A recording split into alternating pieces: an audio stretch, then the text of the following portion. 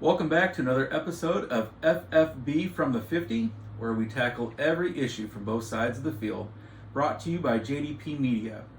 Today we have a fantastic episode. We're going to do some quick hits, some highs and lows from this week.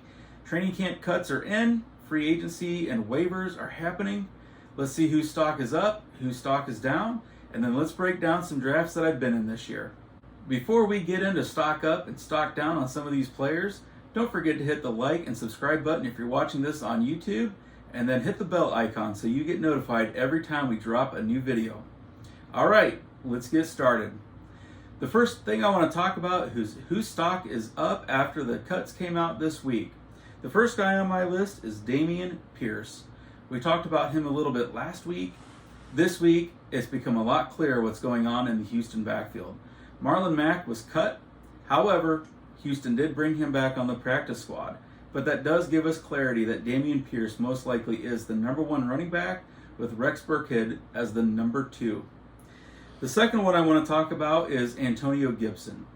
Now, unfortunately, Antonio Gibson's stock is up because of what happened to Brian Robinson Jr. If you've been paying attention to the news, he was shot multiple times in an attempted carjacking out in Washington, D.C. Antonio Gibson will most likely get that chance to be the primary back for the first few weeks of the season until Brian Robinson can return. The good news is, at this point, Brian Robinson was not placed on the IR or the PUP list, so hopefully he won't be out too long. This does not really affect Jerick McKinnon's stock. His role is completely separate. I'm not thinking that that's going to help him in any way, shape, or form, but Antonio Gibson's stock is up this week. The next two I want to talk about, so this is a 2-for-1, is Chase Edmonds and Raheem Mostert. The Miami Dolphins backfield was very crowded. Don't forget Myles Gaskin was still there, but this week, if you were paying attention, Sonny Michel was actually released, giving both Chase Edmonds and Raheem Mostert a bit of a boost. I don't think this really affects Myles Gaskin. I feel like he was on the outside looking in anyway. I'm assuming that they kept him more as a depth piece since he was already familiar with the offense. But with Sonny Michel being gone, I would say that both Chase Edmonds and Raheem Mostert's stock is up. If you're looking for a couple of the deeper looks at players whose stock is up, I'm going to touch base with Josh Gordon here real quick. I don't know if Josh Gordon has anything left in the tank, but he was stuck in Kansas City in a crowded wide receiver room. Reports today have him visiting Tennessee Titans. Tennessee definitely needs some more help in the wide receiver room. Right now, Bobby Trees, Mr. Robert Woods, is the number 1 wide receiver, and so far, first-round pick Treylon Burks has not impressed. Josh Gordon could be that big-bodied wide receiver that they're looking for and should have an opportunity to play. However, keep in mind Tennessee is still a run-first team. I still think he'll have more opportunity there if he does sign than he would have had in Kansas City, though. And another deep look, a guy that we haven't talked about in fantasy circles for a couple years at least, is Ameer Abdullah. Ameer Abdullah has actually made noise out in Vegas as the Raiders' potential number 2 running back. I know everybody thought Zamir White would end up being number 2 since they drafted him this year, but so far it's been Ameer Abdullah that's handling the passing down work. Well, as you know, they released Kenyon Drake. He now is signed with the Baltimore Ravens. So if you're looking for a deep running back look, I would go ahead and take a look at Ameer Abdullah. He's going to have the James White role and a Josh McDaniels offense. All right, let's take a look at some players whose stock is down this week. And we're going to start with Brian Robinson, who was the unfortunate victim of a carjacking in Washington, D.C., or an attempted carjacking. Brian Robinson was shot twice in the lower extremity. Sounds like both gunshot wounds were to his legs. Now, he has avoided the IR and the PUP so far to this point. Washington has not placed him on either. But having said that, he's probably going to miss at least the first, if not the first several weeks of the season, first maybe 3, opening the door for Antonio Gibson to take his role back. The next one whose stock is down is J.K. Dobbins. Early reports put his Week 1 status now in doubt. Plus, the Ravens went out and signed Kenyon Drake, which kind of further boosts that claim that maybe J.K. Dobbins won't be ready. The next one is Isaiah Pacheco. Unfortunately for Isaiah Pacheco, Ronald Jones actually made the team. Originally, it was thought that he might miss out on the 53-man roster. Both Isaiah Pacheco and Ronald Jones, I think, run very similarly. This one hurts because I have several shares of Isaiah Pacheco, which we'll see when we go through the draft results here in a few minutes of the redraft leagues that I've been in. But Ronald Jones made the team, and that is not the news that we were hoping for Isaiah Pacheco. The next one is another Isaiah Spiller. A lot of folks thought that he was going to be the handcuff this year for Austin Eckler for the Chargers, but reports now are showing that Sony Michel has signed out there. Sony Michel could very easily supplant Isaiah Spiller since he has more experience already in the NFL and has that powerful running that Austin Eckler doesn't necessarily possess. And then the last one is another one that's very painful. KJ Osborne's stock is down based upon the news today that the Minnesota Vikings have made a trade with the Philadelphia Eagles for Jalen Reagor. Jalen Reagor is a speedster that could blow the top off of the defense. I still think Justin Jefferson and Adam Thielen are the 1-2. KJ Osborne, I thought, had a very good role in this offense, but Jalen Reagor's acquisition now puts that in doubt. All right, let's take a look at some redraft leagues that I did this year. We're going to do some draft analysis. I'll give you my thoughts, and here we go. All right, so taking a look at the first league that I drafted in, and I'm just going to call this one League 1, so I'm not throwing any of my league mates underneath the bus. I started off drafting 5th. Now, interesting, in the drafts that we're going to look at today, these are all 3 redraft leagues. Next week, we'll look at a hybrid dynasty keeper league that I'm in. These are all redraft leagues. The first one, I had the 5th overall draft spot. The second one I looked at, I had number 1. And the third one, I was down towards the bottom. Now, if you watch the first episode that I've ever posted, you'll know that I talked a lot about knowing your league settings, your league size, and the people that you play against. So as we go through this, I'm going to give you some general observations and kind of let you know what I was thinking while I was making these picks. This league that we're going to talk about first, knowing your league, is a 10-person league. This year we voted to start 1 quarterback, 2 wide receivers, 2 running backs, a tight end, 2 flex spots, a kicker, a defense, and then 6 bench spots. Now last year this was a 12-person league, so this year we added the second running back spot. We did that the day of the draft, so that did throw my strategy off a little bit. I came in prepared. Unfortunately, I had to adjust on the fly. I will say another thing about this league is always very disciplined. There's no easy money in this league. Every player in this league has won championships in the past. So I knew going in that this league was going to be very competitive, and I had to have a plan. I had to stick with it.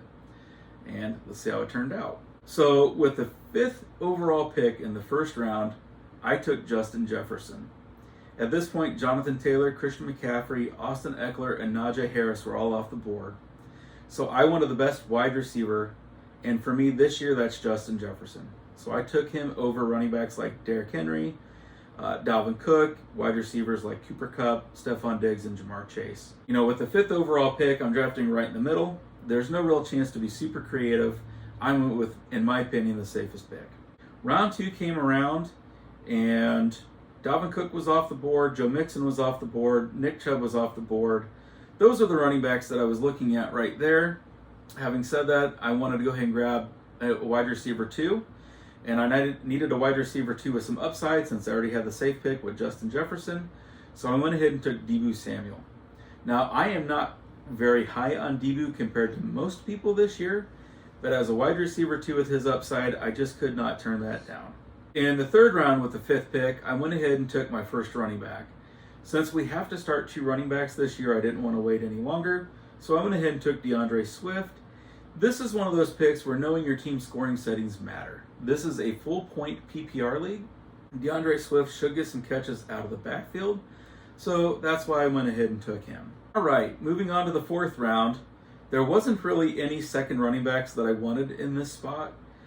Typically speaking, I try not to reach for running backs in the middle rounds. I just feel like if the running backs are that good, they're going to go early. If they're not, I can probably grab backups later. It's not a 0 RB strategy or a hero RB strategy. I'm just not a huge fan of taking running backs in the middle rounds. So in round 4, I went ahead and picked up my 3rd wide receiver since we also start 2 flexes, and I grabbed A.J. Brown.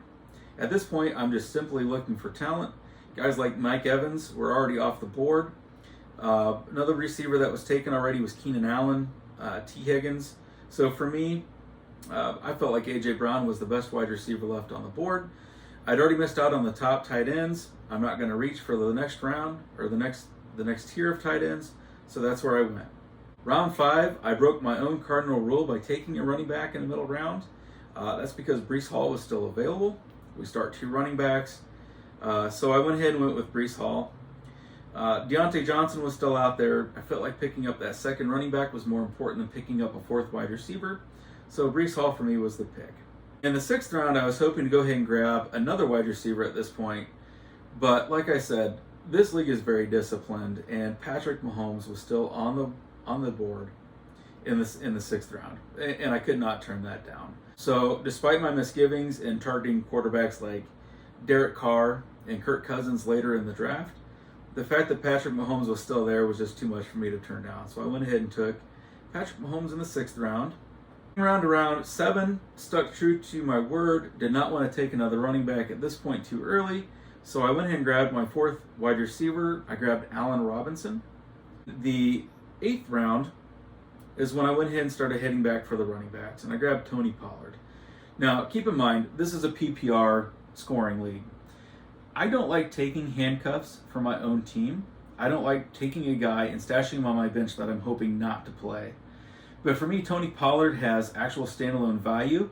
If something does happen to Zeke, I've got him right there. I felt like the talent was just too much to turn down in the 8th round. In the 9th round, I went ahead and took my first tight end. I took TJ Hawkinson. Now, why TJ Hawkinson was still available in the 9th round, I have no idea. For me, that was one of the absolute steals of the draft. So at this point, my starting lineup is all set and laid out. Like I said, wasn't really planning on taking a quarterback in the 6th, but Patrick Mahomes was there. Since I didn't land one of the top tier tight ends, I wasn't going to reach for a tight end. I had settled on maybe grabbing Cole Kmet later on in the draft, or a guy like Mo Alley Cox that I think is being severely underrated really late in the draft. But yeah, TJ Hawkinson there in the 9th round. I just could not turn that down. In the 10th round, I picked another wide receiver. At this point, strictly going on upside, I grabbed Elijah Moore. I've been an Elijah Moore fan since he was in college. I still feel like he has had one of the best training camps of all wide receivers in the NFL this year. Not a huge fan of the Jets' offense, not a Zach Wilson fan at all, but the upside was there. In the 10th round, I just couldn't turn that down. The 11th round, I took James Robinson. Again, in this league, I didn't have Travis Etienne, but I'm not a huge fan of taking handcuffs anyway. James Robinson still should have some standalone value when he comes back healthy. I am not concerned by the fact that they went out and picked up Jermichael Hasty. That just doesn't move the needle for me. So I didn't know that at the time anyway. I still am a fan of James Robinson. He's been a league winner for me 2 years in a row. In round 12, I went for another wide receiver, another guy with some upside, and I grabbed Julio Jones. And I just want to have a moment of silence here. I mean, Julio Jones going in the 12th round. Okay, moment of silence over. Here was my thought on the Julio Jones. I know that Mike Evans and Chris Godwin are absolute studs. I know that everybody's really high on those two and thinking, that wide receiver room is really crowded. But here's what people aren't talking about. Rob Gronkowski has retired. And what they're missing right now is that big-bodied receiver in the middle of the field and that Rob Gronkowski role. I can see Julio Jones taking that role. Now, in the 12th round, I'll take that value. If he doesn't pan out, if there's nothing left in the tank, I spent a 12th round pick on him, but the upside is certainly there. In the 13th round, I picked Kenneth Gainwell. So at this point, I'm going back to the running backs, but at this point, I'm strictly drafting on upside. I still think that Kenneth Gainwell is the best running back on Philadelphia Eagles. I am not a Miles Sanders fan. I am not a Boston Scott fan. I have 0 shares of either of those guys in any of the leagues that I play in. I think even in a standard scoring, Kenneth Gainwell would be the running back that I would want to take, considering where I can get him in the draft. Even more so since this league is a PPR league. All right, moving on to round 14. I went in and took Indianapolis's defense. They have a great week 1 matchup against Houston. Typically, I just stream my defenses anyway. And in the final round, I drafted my kicker, Daniel Carlson, kicker for the Las Vegas Raiders. I think that offense is going to put up a lot of points, so I want to kick around a team that's going to score a lot. A couple news and notes to look at on this draft. I did not want to take a quarterback early. I did not take one until the 6th round. Didn't want to take a tight end early if I missed out on the top tier guys. And I still got TJ Hawkinson in the 9th round. I waited until the last 2 rounds to draft my kicker and my defense. In some of these leagues, I don't even draft a kicker and a defense since I stream both of them anyway. This league, I went ahead and did it. But if you choose not to draft a kicker and a defense and just pick guys with high upside and wait until you see who's going to be the starter week 1, drop those guys if they're not to grab your kicker and defense. That's perfectly fine. I'm actually a huge fan of that strategy. All right, folks, so I just did an entire take of the second league I drafted without hitting the record button. So if my face is a little red, I've been saying some of my best swear words. All right, so here we go. Knowing the league that you're playing in. So a little backstory on this league. I actually drive to a little suburb of Cincinnati, Ohio called Lebanon for this league. And I am surrounded by Bengals fans. So going into this draft, I knew if I wanted any of the Bengals players, I was going to have to reach and maybe take them a little bit earlier than I wanted to. Believe me, the temptation was there just to tool with those people, but I didn't do it. I stayed disciplined. All right. Other thing you need to know is up until the last 3 years, I have made the playoffs every single season. But this is the league right here. This league is the reason I have no shares of Christian McCaffrey and no shares of Saquon Barkley. I have been decimated by injuries the last 3 years, and you'll see by this draft result how crazy I went on running backs and how very different this is from most of my leagues that I draft in. All right, here we go. So in the first league that we talked about, I had the 5th overall pick, smack dab right in the middle. In this league, I had the 1st overall pick. Now, there is a benefit of drafting towards the top or the bottom, and that's that you always have the chance to grab those players back to back. The downside is there is a lot of talent that goes in between your picks, and you're sitting there twiddling your thumbs and just checking names off. I would say, for me, the most frustrating part about drafting in either the top or the bottom is knowing that if there's certain guys that I feel like I absolutely have to have, I may have to reach for them because there's no guarantee they're going to be there for me on the wraparound. Let's see how that goes. So, first round, I took Jonathan Taylor. In this league, you start 2 running backs and 2 flexes, 10-person league. So, I do want to be strong at running back, especially with the injury history that I've been riddled by. Jonathan Taylor, for me, is the no-brainer number 1 overall pick. With the last pick in the 2nd round, I went ahead and grabbed Mike Evans. To me, I wanted to go ahead and grab a very strong wide receiver 1 since I went with a running back in the 1st round, and knowing that I'm going to load up on RBs early in this league. This is another one too, knowing your league. Running backs always go early in this league. Round 3 with the 1st overall pick, I took Javonte Williams. I took Javonte over guys like Saquon Barkley, who I will never draft in this league again, and Nick Chubb, who another running back that's in a timeshare in a split backfield, running back by committee. To me, I'll always give the edge to a guy like Javonte Williams, who's in my opinion, a more dynamic offense. Jacoby Brissett, no offense. I just don't think that offense is going to be very dynamic until Deshaun Watson comes back, and maybe not even then. Hasn't played football for a couple years, didn't look very good in the offseason. And it's a PPR league, so a guy like Javonte is probably going to catch more passes than a guy like Nick Chubb. Now, would I say that you should purposely avoid taking a guy because you've been burnt by him in the past? No, that's terrible fantasy football advice. I don't suggest you do that, but I've just been burnt too many times by Saquon. So, could not bring myself to do it. I do like Javonte's upside in that offense. Now is where more patience comes into play. So I had to watch 19 more picks go before me. So with the final pick in round 4, I wanted to still take the best running back available. In my opinion, that was Travis Etienne. Especially in a PPR league, I like his upside. I think that offense is going to be a lot better this year. Urban Meyer certainly did them no favors. Coming back off an injury, looking sharp in the preseason. I like Travis Etienne. I like what I'm hearing about him. I don't typically take running backs in round 4 and 5. I went ahead and took Breece Hall in the 5th round again in this league. Another young running back, probably still going to be in a committee. I think Michael Carter is still a really good running back. I like Breece Hall's upside a little bit more. As an RB4, I don't feel like you can really go wrong with Breece Hall anyway. So for the first 5 rounds, I've now got 4 running backs: Jonathan Taylor, Javonte Williams, Travis Etienne, Breece Hall, and 1 wide receiver, Mike Evans. So in the 6th round, with the last pick in the 6th round, I went ahead and grabbed my wide receiver 2. And with the wide receiver 2, since I've got a guy like Mike Evans as my wide receiver 1, I'm looking at a guy that strictly has upside. And this is a guy that I don't necessarily target in my leagues, but I got him in this one. If a lot of people have a problem with him, I can't blame them for that, but I went ahead and took Michael Thomas. I'm not a huge Jameis Winston fan, but don't forget he does have a 5,000-yard, 30-touchdown season. Of course, he came with 30 interceptions, but he looked much better last year before he got hurt. I will take Michael Thomas as my wide receiver 2, knowing at this point I'm going to probably go wide receiver heavy since I went running back heavy early. This is another league too where if I'm not going to get one of those top tier tight ends, I'm not going to reach. So I wasn't planning on taking a tight end anytime soon. There's still a lot of quarterback talent left. So again, Michael Thomas to me made sense there, knowing I'm going to go wide receiver with these next 2 picks. Round 7, first pick, I went ahead and took Juju Smith-Schuster. Now, I am not a huge Juju fan. I have actually kind of discouraged people from taking him the last 2 years.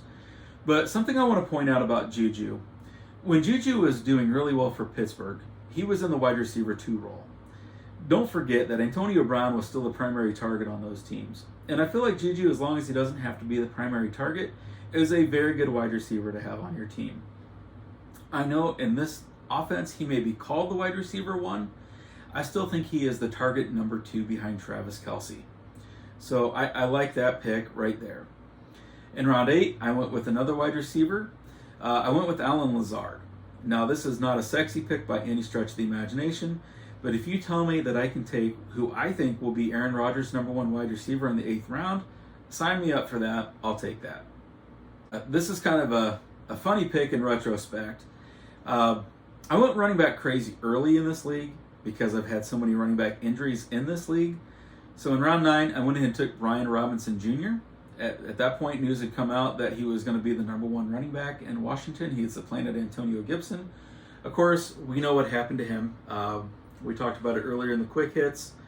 Still a good pick. I have no intention of releasing him. He's avoided the PUP and the IR, but he's going to be a bench stash. Probably stick him in my IR spot if my league allows that. But I'll take him as a wide receiver 5 with tremendous upside once he comes back healthy. In round 10, there was another wide receiver on the board, a guy that I'm not particularly targeting, but I got Bobby Trees, Mr. Robert Woods. I will take Bobby Trees with the last pick in the 10th round. He's still wide receiver number 1 on the Tennessee Titans. Reports are that Treylon Burks has just really not impressed in this camp. Run first offense, don't get me wrong, but I'll take the number 1 target there. All right, round 11, with the first pick, I went ahead and took my quarterback. And I want to stress, I was willing to wait for a quarterback. I got Dak Prescott in the 11th round. So kudos for my patience. He wasn't the quarterback that I was targeting. I really thought I was going to wind up with Derek Carr, who I'd have been fine with, Kirk Cousins, who I'd have been fine with, even a quarterback like Trey Lance with tremendous upside. If I had taken Trey Lance, I probably would have backed that up with a second quarterback. But getting Dak Prescott in the 11th round, being patient, I felt like was that reward. The reward the president earned for a draft well established and definitely well executed in my opinion. All right, round 12 is where I took my first tight end, and I took Cole Kmet. So at this point, knowing that I missed out on the top tier and possibly the second tier of tight ends, I'm looking for a guy that I think could actually skyrocket up through the rankings. And to me, there was 3 tight ends that I wanted to target here. I wanted to target Cole Kmet. I wanted to target Mo Alley Cox, who I do not feel like is getting enough credit. Let's not forget that Matty Ice is now the quarterback in Indy, and we know that Matty Ice loves passing to his tight ends. Mo Alley Cox, right there, you heard me say it, folks. A steal if you can get him in the draft. I think Mo Alley Cox is set up for a huge year. Michael Pittman is definitely going to be the wide receiver 1 on that team. You're probably looking at Paris Campbell as your wide receiver 2. If that gets you excited, that's great. Alec Pierce is probably going to be number 3, the rookie that they drafted this year. But Mo Alley Cox, folks, there is a tremendous upside there. I didn't grab him in this league. I did grab him in another league. We'll talk about that later. But I went ahead and went with Cole Kmet. I really do feel like Justin Fields is the real deal. Darnell Mooney is the wide receiver 1. To me, Darnell Mooney is kind of like Juju. I feel like he's more cut out for that wide receiver 2 role. He's not a big-bodied wide receiver. He's more of a deep threat. I feel like Cole Kmet could actually be kind of the possession receiver for the Bears. Not an overly exciting offense. I still like that upside. In the 13th round, another share of Julio Jones for the reasons that I talked about in the last league. I think he's going to have that Rob Gronkowski role in that Tampa Bay offense. I couldn't believe he was still there in the 13th round. I grabbed him. Round 14, I went ahead and took my defense. I took Cleveland. I don't typically draft the defense in this league, but Cleveland has such an easy first 4 weeks of the season, starting with Carolina in week 1. I couldn't turn that down. I normally stream my defenses, but it's kind of nice to have a defense that I can just plug in and not have to worry about for the first 4 weeks.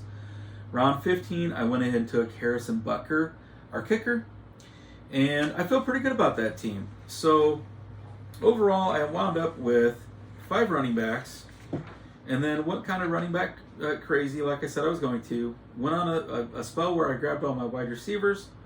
I was very patient on my quarterback and tight end. Very happy with who I grabbed. So overall, yeah, I've got no complaints. All right, the final league that I want to talk about is a public league that I joined last year, and I think I am absolutely off my rocker. So I only know one other player in this league. 1 point PPR. We're going to blaze through this one because this is a 14-team league with 30 roster spots. So we're not going to spend a whole lot of time going over each one of these. At some point, you're literally just trying to pick players that might even see the field.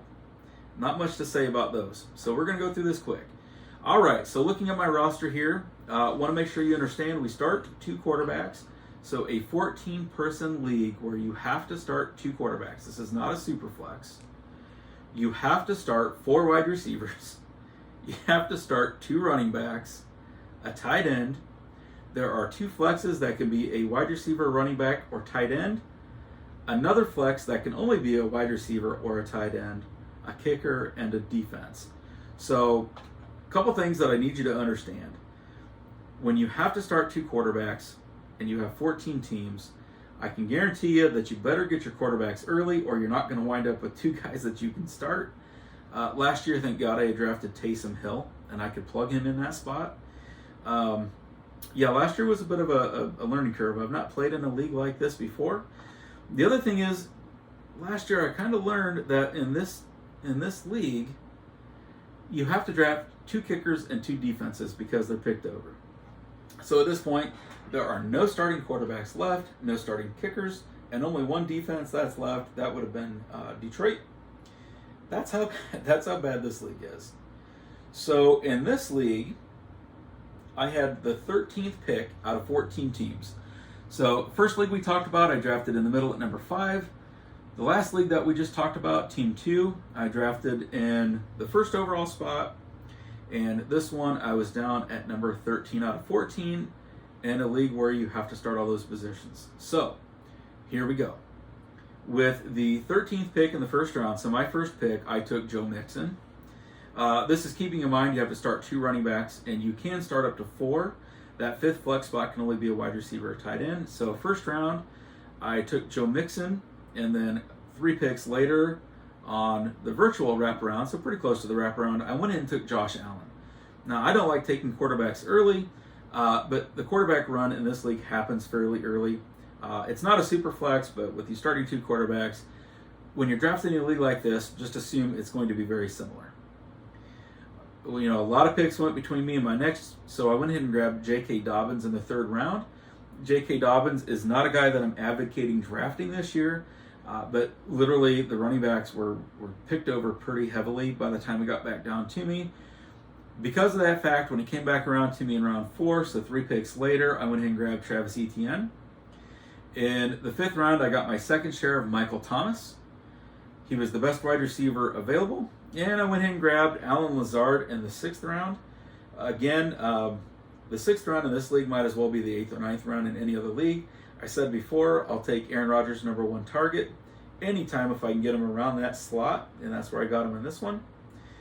In the 7th round, I reached for a running back with high upside, Dameon Pierce. Now that looks like a really, really good pick. At the time, it was a bit of a stretch. We now know that that was probably the steal of the draft. Let's knock on wood and hope so anyway, right?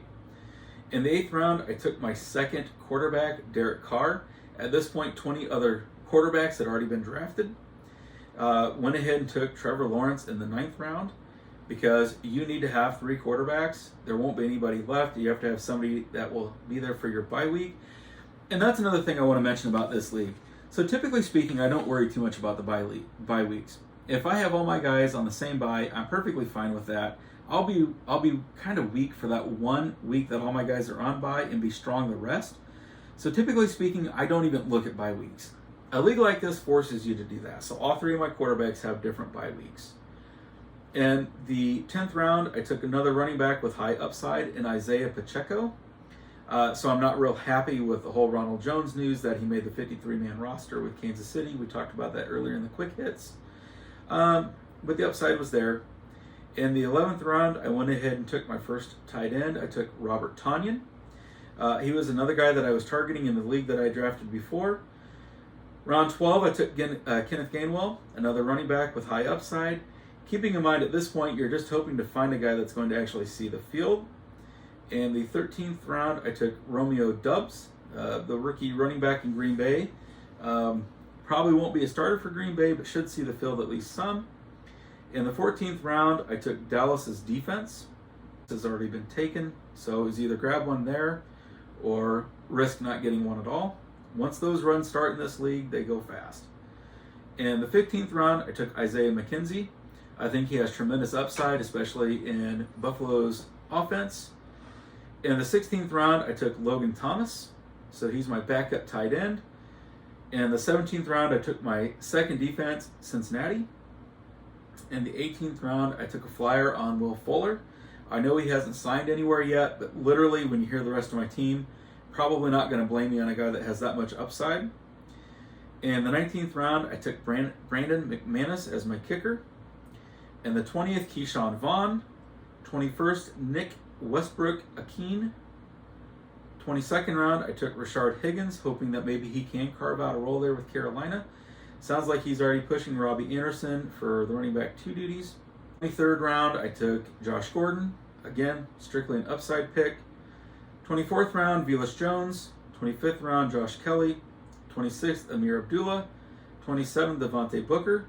28th, I took Mason Crosby. 29th, Andy Isabella. In the 30th round, I took Giovanni Bernard. So like I said, in a league like this, you're just hoping to find somebody who's even breathing by the time you get to the mid-20th round. I don't know that I would necessarily advise playing in one of these rounds. This was an online draft, 2 minutes per pick. By the time the 4th and 5th round came around, most people had checked out. This draft lasted forever. So we'll see how it goes. Again, strictly drafting off of upside. And hoping those players will even make the field. If they do, it looks like a steal. Last year, the funny part is we were all just trying to have a guy that would score 5 fantasy points per week in a PPR league to start. That tells you how thin the cupboard is in this one. All right, that's it for this week. Next week, come back and join us. We're going to do more quick hits, stock up, stock down, and we're going to look at a league that's near and dear to my heart. It's kind of a hybrid between a dynasty and a keeper league. Those leagues intrigue me. Those are the leagues that you have to be committed to, that play year after year. All right, folks. Until next time, we'll see ya.